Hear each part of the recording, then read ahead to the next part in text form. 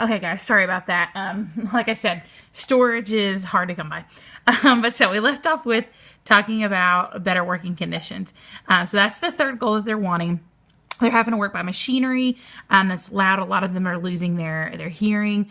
In the book Upton Sinclair's The Jungle, he talks about the meatpacking factories, and there's one excerpt where he talks about how a man had his thumb chopped off, and it fell into a vat of like meat that they had been grinding up. And so the boss comes over and tells him, listen, you better walk it off. Like, you better like keep working. And so the guy's like, okay, I just need to put a bandage over it and I can keep working.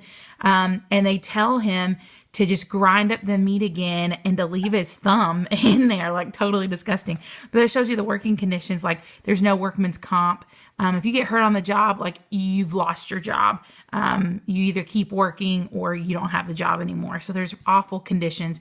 A lot of people are losing their lives, not just getting hurt, but losing their lives. So there's three things that they want: better wages, better hours, better working conditions. That's your first three. Okay. Now, in order to get those three things, they had to create labor unions, because if one guy is like, listen, I'm not going to work until you give me better wages, well, it's not going to work. They're just going to fire that person. But what if everybody in your workplace decided to not work? It'd be like if all the teachers tomorrow went to Mr. Crawford and were like, hey, we want better wages. If you don't give us better pay, then none of us are coming in to teach tomorrow. They wouldn't be able to have school because there's not enough substitutes. So it's much better if everyone does it instead of just one person. So that's why they created unions. So there are three unions that you guys learned about that you'll want to use: the National Trades Union, which was the first one, the Knights of Labor, and then the AFL. Now, it's always really good to use dates, and I haven't put those in here. So this one was in 1834, the National Trades Union. It's significant in just that it was the first labor union. That's before the Civil War, so it's an early on union, and so it makes it significant just because it was the first one. Now, it fizzles out. It's not very effective, but it is the first time that they create a union. So that's the National Trades Union. Then you've got the Knights of Labor. That one is in 1869. It's led by Terrence Powderly. He's the guy, if you remember in the PowerPoint, he's got like a really big mustache. So the Knights of Labor was a group that they came together. And they had all these laborers band together in a union, and they grow really rapidly. A lot of people are wanting to join. It seems like it's a good labor union. However, they're going to fizzle out because of two things. There's two reasons. Number one, they let anybody join their labor union. The problem with that is if you let unskilled people in, they can be easily replaced. Like, if my job is just to press a button every day, I just go in and I press this button on this machinery, they can get anybody to replace me. So if we all went on strike from pressing our button, they just hire people off the street. However, if I'm a doctor and I try to go on strike, they can't just get somebody off the street to be a doctor. So that's one of their flaws. They let everybody join, if they were skilled or unskilled. They even let women join. And I'm all pro women, like super great about that. But it's bad for this Knights of Labor because women were expendable. You could just hire somebody else because most women were unskilled. Okay, so that's the Knights of Labor. That was the first reason why they fell apart. The second reason was because of the Haymarket Square riot.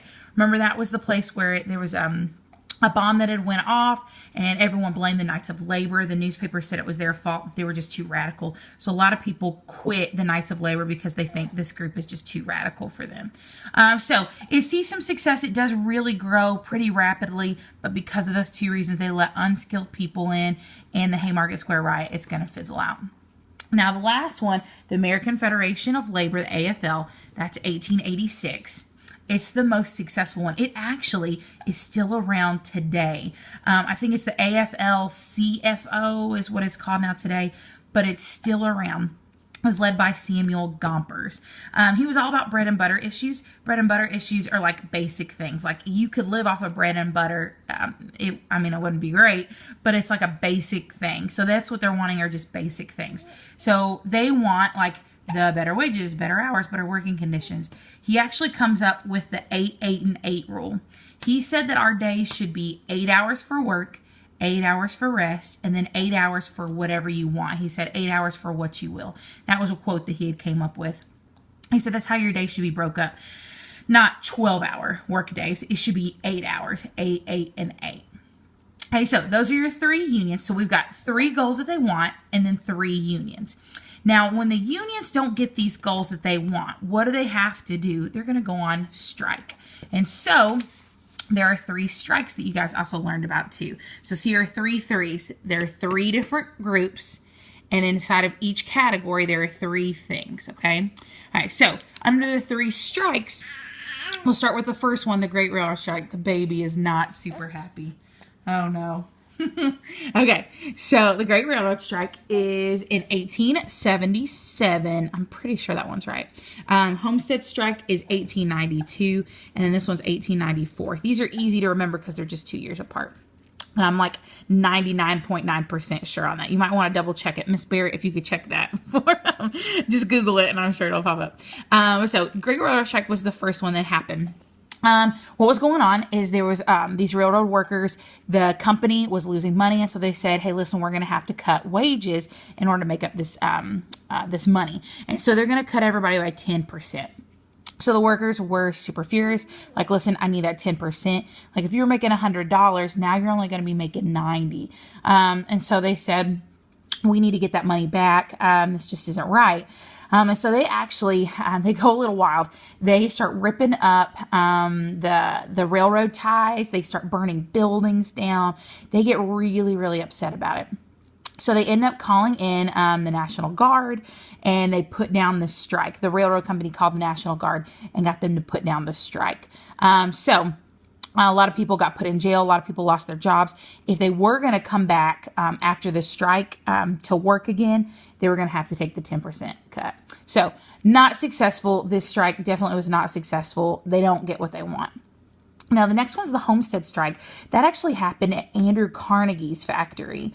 They were losing money, and so his main boss, his last name was Frick.